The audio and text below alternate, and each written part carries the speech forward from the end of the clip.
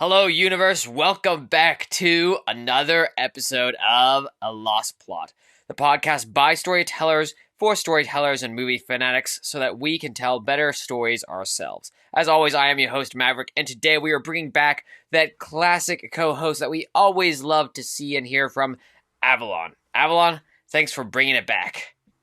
Hello, hola, konnichiwa, and aleho. Now, today we are looking at a little bit of an older movie, about 14, 15 years old. You know what we're coming at because you saw the title. As always, it is The Social Network, the 2010 American biographical drama film written by Aaron Sorkin and directed by David Fincher.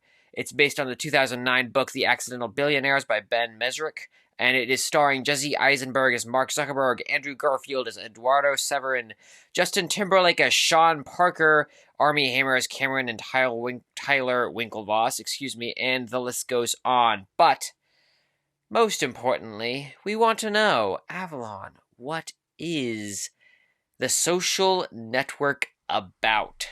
So, The Social Network is about Harvard student Mark Zuckerberg as he more or less creates the website that will become Facebook, the social media website we know and love today.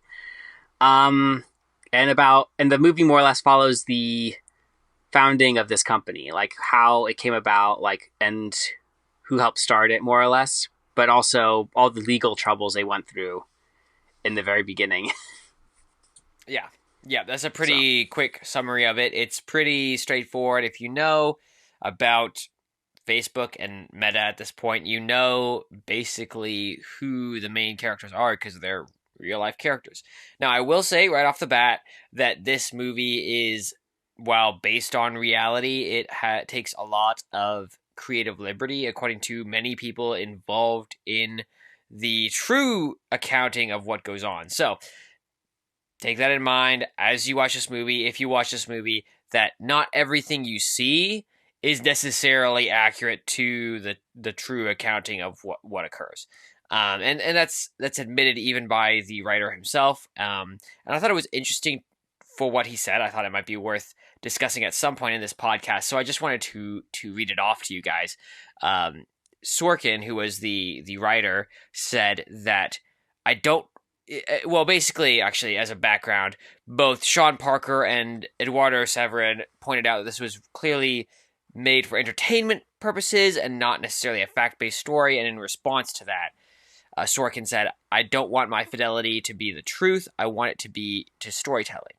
What is the big deal about accuracy purely for accuracy's sake? And can we not have the true be the enemy of the good?" End quote.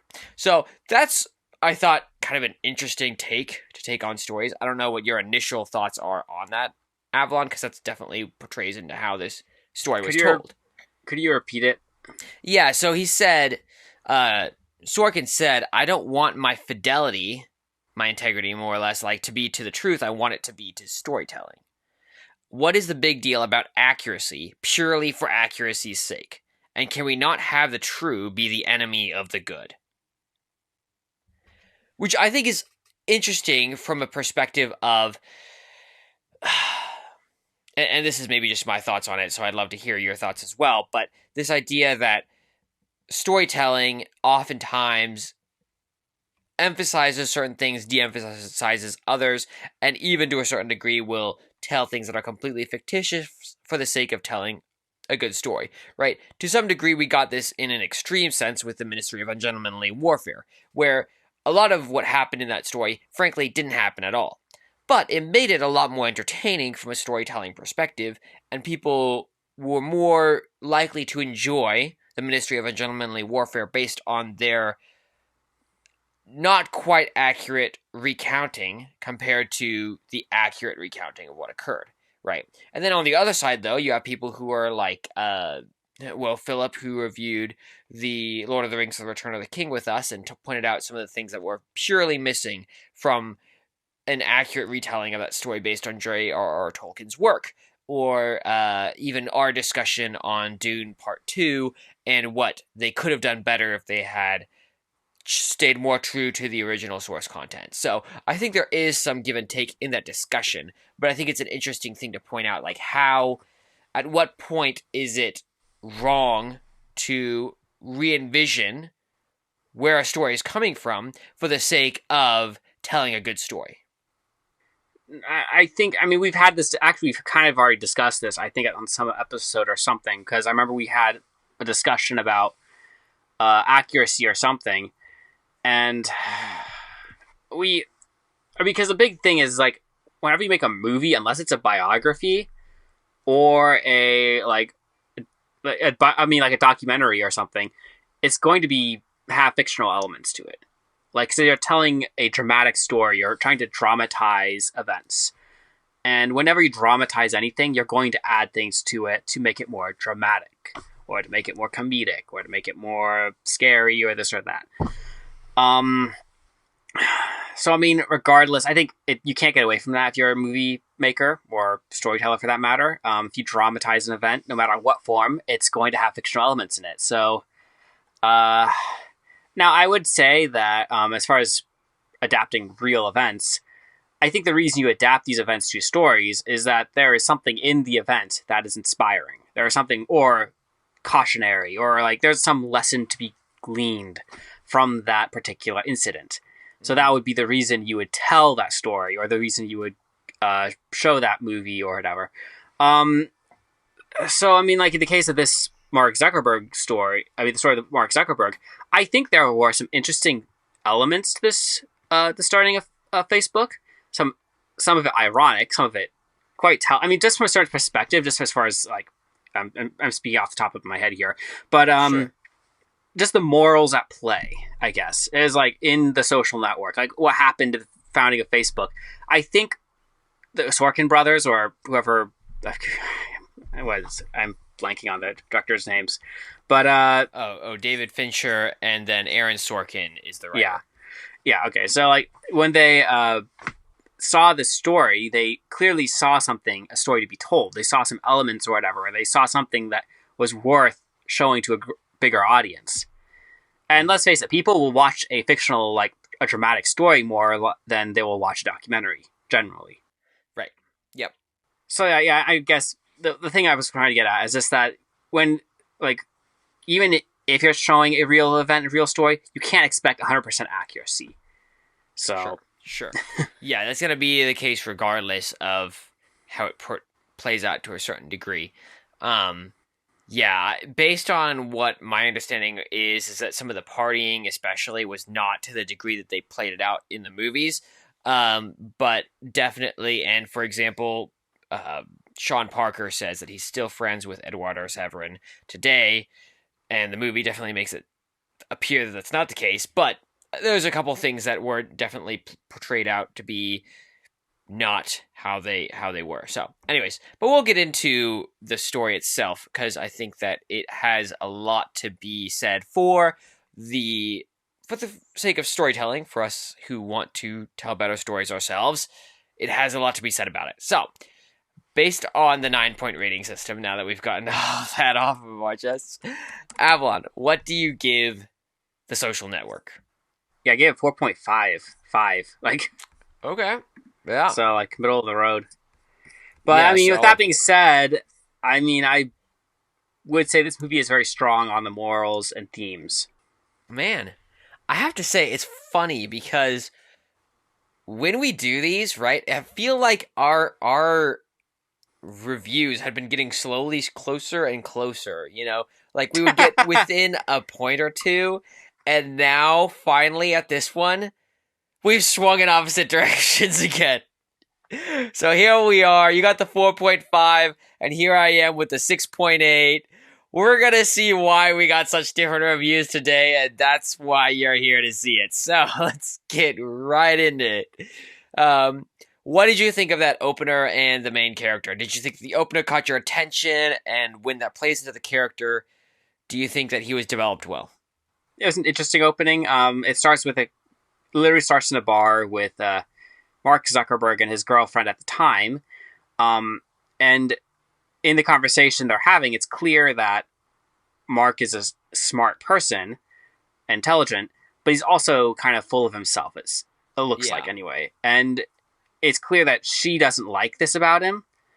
And at the end, like she breaks up with him and leaves him, and he goes back to his dorm and he blogs about it, and then proceeds to make a web page for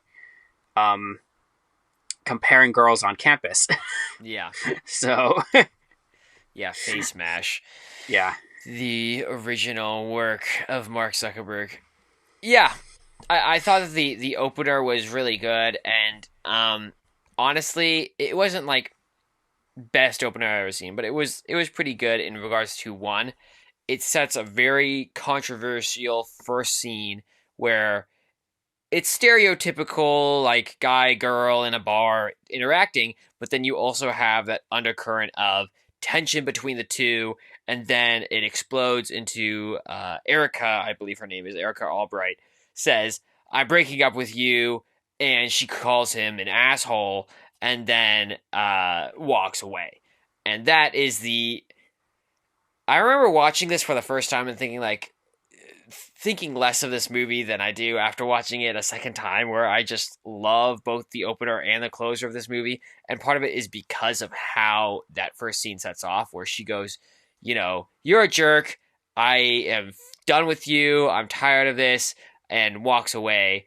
And that proceeds to have Mark go off, get drunk, and create Face Mash as he's blogging about it at the same time. Just totally intriguing scenario in and of itself, right? But beyond that, it also, I think, creates the main character from that, where, and you see this at the end, so it's a little bit of a spoiler, but you see Mark is this character who he sees himself being called a jerk, an asshole, and he proceeds to almost take that and almost go, okay, if I'm an asshole, this is what an asshole does, and I'm going to do these things. mm-hmm. And that's what you see for the rest of the movie, is him trying to prove to the world what an asshole can do, more or less. That's how the movie seems to portray it, unless you think otherwise. That's my general impression of the movie. Mm-hmm.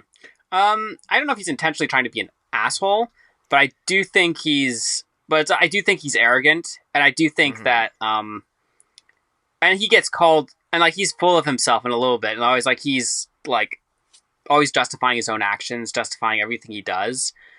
And it's like, and kind of cutting a little bit ahead, but like as far as character change, he doesn't really change too much as a character. But at the same time, you do see he wants friends. He does care, like he does want to have like people around him, kind of thing. And it's kind of funny in the very opening scene. You get a kind of a good feel of his character in the bar, and even in the like following with the blog, like that whole opening scene gives you a good idea of his character. And yet at the end, he's kind of still the same person, except he's now alone. Like, because he still has his like roommates, his friends and such. In the beginning, at the end, it's almost like he's kind of alone at that table, like hitting friend requests. And it's like, kind of showing how his attitude, his actions drove everyone away from him. Oh, like, for sure. I mean, I don't think you're wrong that it drove everyone away from him. And maybe this is me. I don't feel like I'm reading into it, but you could maybe make the case that I am. Is that I get the impression that situation, right, where someone's pushed on the edge and breaks, right? That my impression is that that's what occurred at the very beginning of the movie in the bar with his girlfriend. Now, from that, it's a period of transformation, but the story is a mild transformation for the worse, is my general impression of this story. So it's no Joker scenario in any sense of the word, but it's definitely got this person exploring who they are, what it looks like to be this other persona, and that's where you have and well, we'll get to the end in a bit, but I'll make my case there for the whole thing. But okay. Yeah, I think his flaws are definitely very prevalent at the very least. From the beginning of the story going forward. What did you think of the development of him as a character throughout the story from the beginning to the end? No, he's very well developed as a character. Yeah, I mean, despite I also recently realized with this movie something. I don't know why I thought this kind of beside the movie point, but I don't like Jesse Eisenberg as an actor, but that's because he plays the kind of the same character, like same basic kind of character in every movie he's in. Um, but with that being said, this role was kind of made for Jesse Eisenberg, and he does play this role well.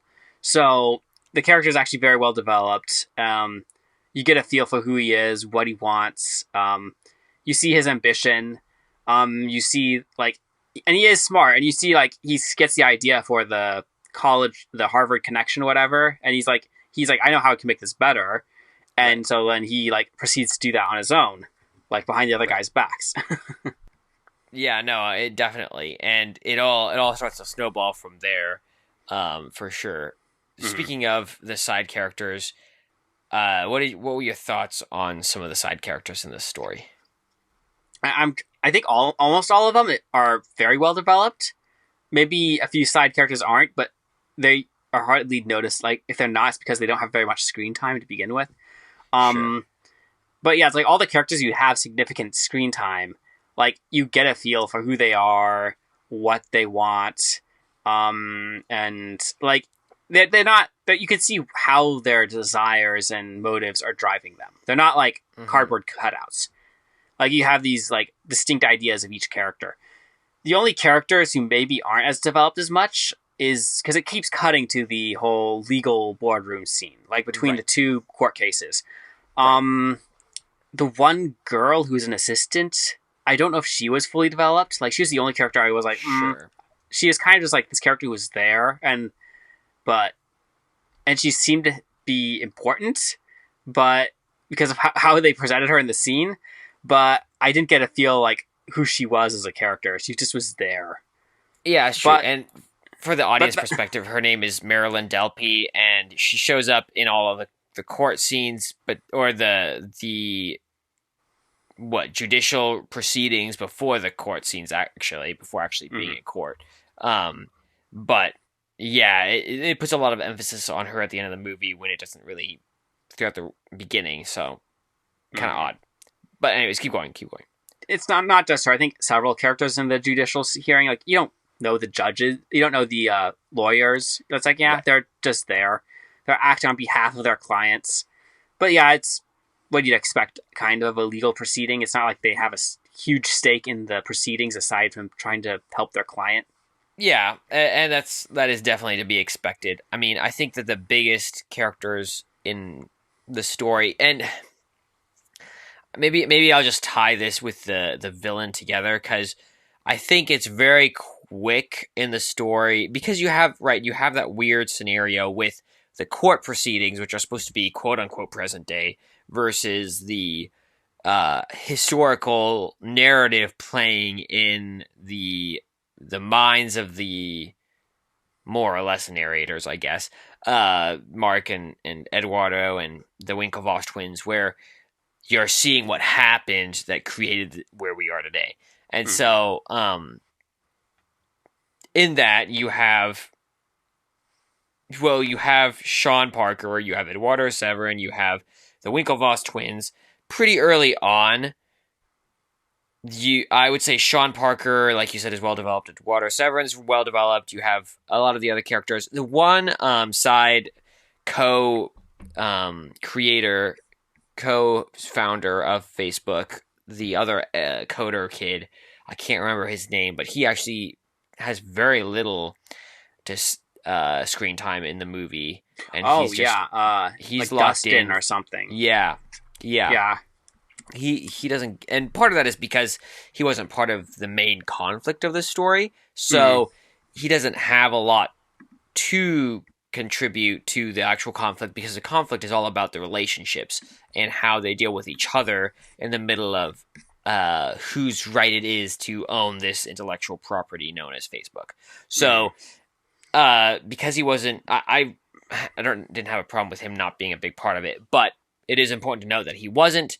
And then of course the Winklevoss twins, which I put as quote unquote villains in the story, or antagonists, simply because pretty early on, they do become enemies of Mark Zuckerberg, and Mark Zuckerberg is the main character of the story. So if he's the protagonist, they're the antagonist, kind Yeah. of thing. But deeper, I also thought personally that the biggest enemy was himself. But that's not necessarily clearly manifested early on in the story. So I don't know what your thoughts are on that. I just thought I'd throw that out there and see where the fish fed. Yeah. No, I see where you're coming from. And I kind of agree with some of that, where it's like definitely Mark Zuckerberg is probably his worst enemy in this story, in this movie. Like his attitude, his actions, you see how they gradually push people away and how his decisions like hurt others, especially like Eduardo, like how he's gradually pushed further and further away, and he's eventually betrayed in that one scene, and he ends up suing him later. As far as the twins go, I guess yes, they are pretty much antagonists. They are clearly like suing him. I just think it's funny though, because if you look at where they stand morally and thematically, in a way, we're like Mark Zuckerberg's really the villain still, and they're the good guys. But because they've been acting like upright, like, well, we're gentlemen, let's not let's try to go about this right, and they try going about it right because they sue him only as a method of last resort, and it's like because they tried everything else, and Mark Zuckerberg is dodging them. So it's really, so in a way, in that case, he's still kind of the villain, but they're definitely antagonists, both of them. And that's a fair point, because in all honesty, they're not necessarily the strongest driving aspect of the story. They are a very interesting aspect for sure. I wouldn't deny that at all. But you are right, and maybe that's more of the B plot, and the B plot exploring this idea of when it comes to starting a company, what are the ideals you have to hold to be effective in that. And in the one case, you get the ruthless, cutthroat, scrappy Zuckerberg take, and then you have the almost regal, gentleman of Harvard take on it, where you do the right thing, take all the legal routes, blah, blah, blah, to get to the result that you want. And it is interesting to just see how both of those are explored in the movie. But it's very fast. It's, of course, obviously, because the gentlemanly way does not win out in the end. Although they do get their money, but like at the end of the day, the one who founds the company and makes the real profit is Zuckerberg at the end of it. So that's interesting, and it might be worth saying that they should be relegated to the subplot. What were your thoughts on themes? It's kind of like this, because I feel like Mark Zuckerberg really strongly is arrogance, like throughout this whole movie. It's like he's very full of himself. He's very like he's ambitious. He's like clearly going for himself and his company, his ideas. It's like it's all about him in a way. Like, because even when you, like in the court proceedings, when they're discussing like Eduardo, it's revealed that he kind of like Zuckerberg was kind of pissed at Eduardo because of the whole chicken incident, because it made Facebook look bad, and he was just like, because he was part of the Facebook company, and he's just was like, like, and they're like, it's all about his ego in that moment, or he's like, you just made us look bad, and it just is like, yeah, true. He makes a bigger deal out of it than needs to be. Yeah, and I do think that scene was really interesting, but keep going.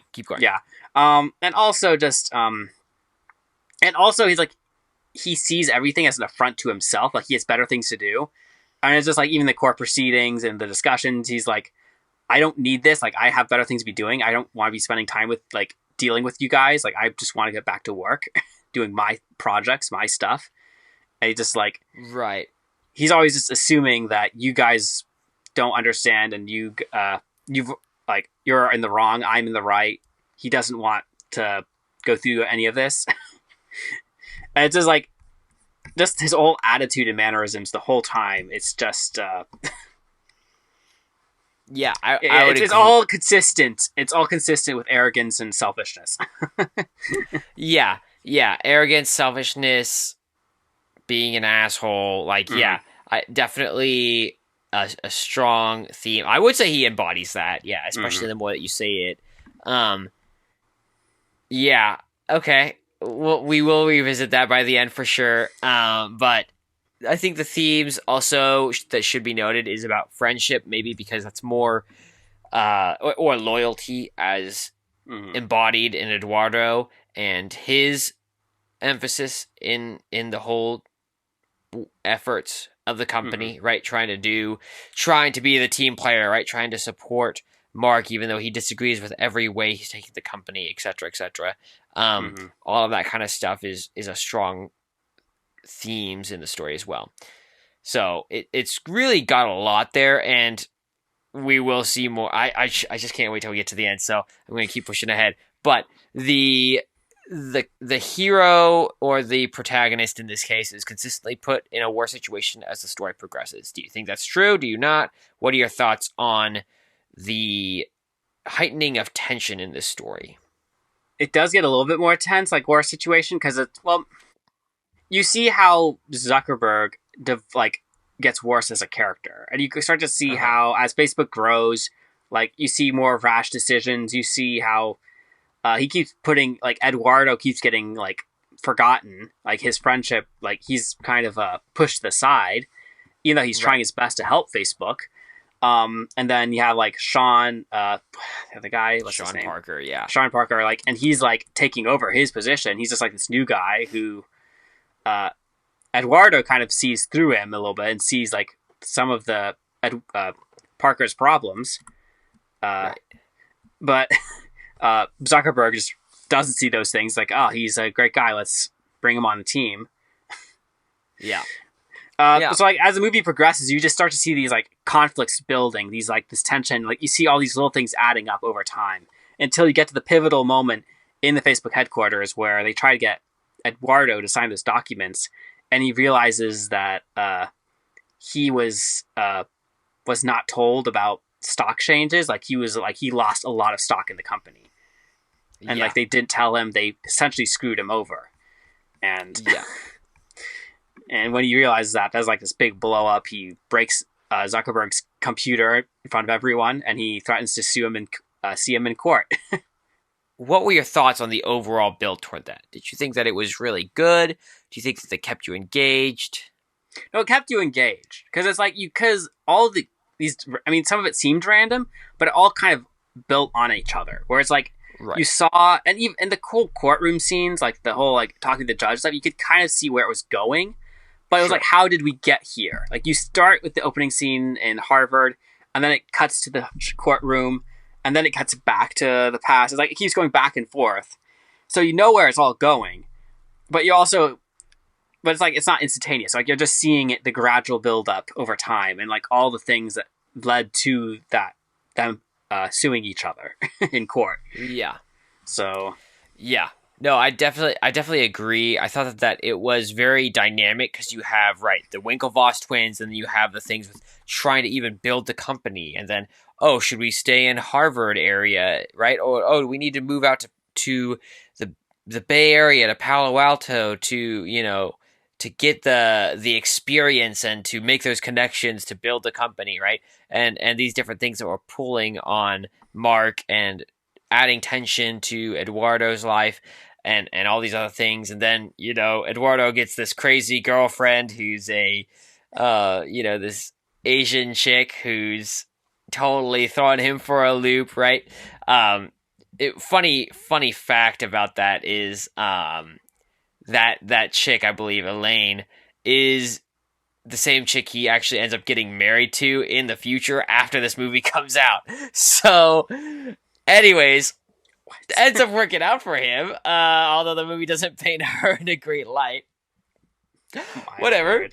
Yeah. So, anyways, I had to say that. I don't know. That was the weirdest thing I found in my research, but I do think they Why? build it up really well. I know. Why? Well, I see, and maybe the movie is more Well, I maybe guess the movie less is dramatic. I guess, right. yeah. Although, Okay. if she actually did burn the scarf, that would be a severe red flag for me. I mean, That's all too. I'm My saying. word. Anyways, yeah, but it was so they developed the tension really well through all of these conflicts going on the side or right up front or whatever, and the courtroom experiences, all of that type of stuff, until you have the situation that you mentioned where Eduardo Severin comes to the headquarters and realizes that his stocks were not going to be diluted in the next round of funding while everyone else, or were being diluted while everyone else's weren't. And that ended up killing any value he had in the company, which was ridiculous. So, Mhm. uh, that leads to the suing and everything else. And that's probably where, between that and Sean Parker being arrested for uh, cocaine use, those two things tear away the last two people that Zuckerberg really has on the team that he valued as good friends, and he's left alone. And that Mhm. is from there that you pick up the courtroom situation. Mhm. So I think between those two things, you get some serious world shattering loss, you get some serious tension. It really builds on himself. Uh, I think it doesn't tend itself toward big revelations or a surprise ending in any sense of the word, but it Yeah. does add to great conflict for sure.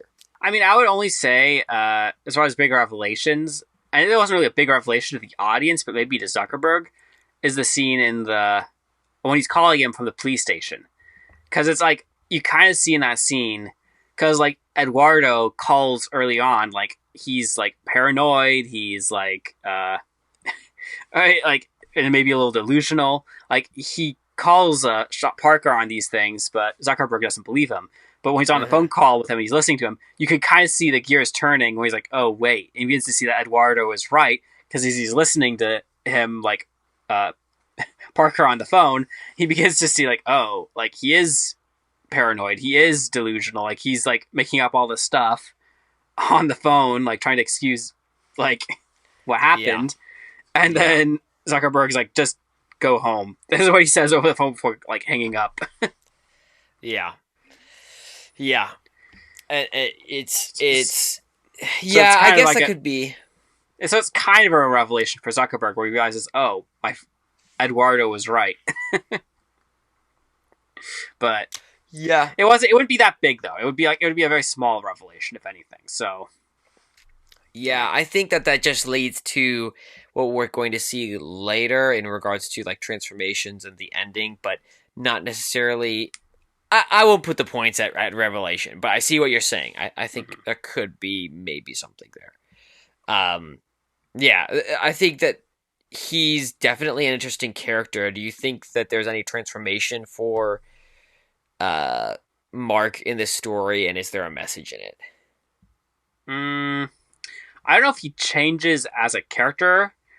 I mean, he does change a little bit. Maybe we're seeing him like with him being alone. We're kind of seeing it like because throughout the movie he's also like he kind of tries to reach out to his former girlfriend, the girl he breaks up with at the beginning of the movie, and at the end he's still trying to reach out to her, but it's like now it's like he's trying to do it through his own website, through Facebook. Like he's trying to like connect with the people that he hurt, but Yeah, he's still alone, and he's like just trying to connect with them digitally. yeah, So I mean, I guess so. I don't know if as a character like there's too much change. You see how his actions have affected him, but as a character, I don't know if he changes a whole lot by the end of the movie. So, sure. Yeah. So let me explain where I'm coming from with this and see if I can nudge you more toward my side. The Like I said earlier, I thought the initial proclamation of his ex that you're an asshole was really a driving factor for Mark in this story, and it sets the tone for the rest of the movie. And I think that that's the case partially because of how it ends. And it ends with that lawyer where she says, "You're not an asshole, Mark. You're just trying so hard to be one." Right? And for Mark, when he's sitting there and he's realizing that it almost combines with that Sean Parker moment where he realizes that he's made a mistake with Sean Parker, and then it terminates in this conversation with the lawyer where she says this to him, and he realizes that he has made a horrible mistake in his life and that he should not have traded his friendship for all the things that he's achieved through this. Now, is that true to Mark Zuckerberg's story? I don't know that it is, but I think for the sake of this storytelling perspective, it is. That he made a sacrifice he shouldn't have made. And him reaching out to Erica Albright and seeing, will you accept my Facebook friend request, was more or less him asking for reconnection and almost apologizing in his own way for the person he had become in trying to see through what she had started him on in this journey. Okay. That's my take on it, which is why I love the ending so much, because it creates a full perspective bridge between the beginning and the end and tightens those so well together to create that tension throughout the rest of the story. I'm not sure I buy that. I'm trying to think. I'm thinking, but it's because and I think that that's just because you see so much regret in all the actions that he takes, especially by himself when he's not around other people at the end of the movie. Oh yeah, you definitely see his regret. Sean Parker on. Yeah, no, you definitely see the regret for his actions. I don't necessarily think that's because he thinks he was trying so hard to be an asshole and trying to, like, I don't know if that it comes from that. It could be just someone who realizes they've made a mistake and that they're trying, that the beginning, they wish they could change their actions. Like, because that could be some other character, like anyone, like, they could grow and learn as a person and begin to realize they made a mistake and feel guilt and want to change things or reconnect. I'm not convinced completely yet on that. I probably would have to watch it again before if I was to make it like come to that decision or not. Sure. So that's fine. I mean, you should call this podcast episode is like the social network. Is he an asshole?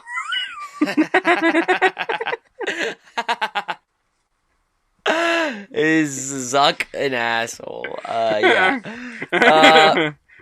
I don't know. Some people might think so. Some people might not. I guess it depends on how you took this podcast.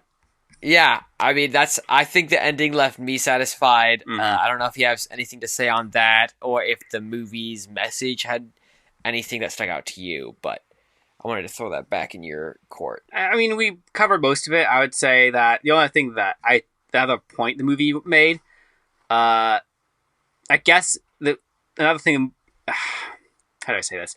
There's this whole idea you can't run over people and not expect to pay a price, more or less.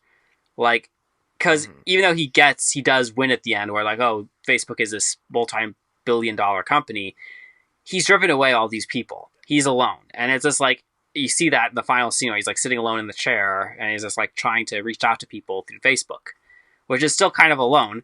It just is like, but his actions up to that point, you see how his actions led him to that chair, like led him to that point. So It's like there was a cost to everything he did and to his actions and his attitude. So it wasn't like he could do whatever he wanted and get away with it. So yeah. No, it was interesting to see some of the original posters for this movie because one of them that stuck out to me was a picture of Jesse Eisenberg as Mark in the photo, and then along it was scrolling words with the lines, 500 million friends is bound to make you a few enemies. And I thought that was really an interesting take on I mean, it pretty much encapsulates a lot of what happens in the story, but it was really a good perspective, I think, on the journey that he goes through in this rise for himself in the story. In the story, obviously. The fictional, somewhat inaccurate story of Mark Zuckerberg. So, anyways, yeah, I mean, definitely the some stories about friendship, the loss of friendship, the cost of winning it all, like all these different things are definitely strong messages in the story, and like we said, there's strong messages in the story, strong themes, and they're there for a reason.